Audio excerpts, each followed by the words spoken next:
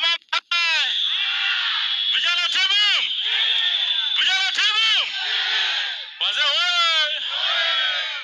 Mimi nashukuru sana watu wangu wa Kisa East, mlisimama vizuri sana na mimi kupitia kwa kiongozi wangu party leader His Excellency Rigiji mwenyewe. Leo amekuja kusema asante sana. Tumefanya vizuri. Na kwanza pia niwashukuru vigogo wengine wa kisiasa, PK mwenyewe, JB, Wamalo mwenyewe, Tawe Movement wenyewe wako wote, si ndio?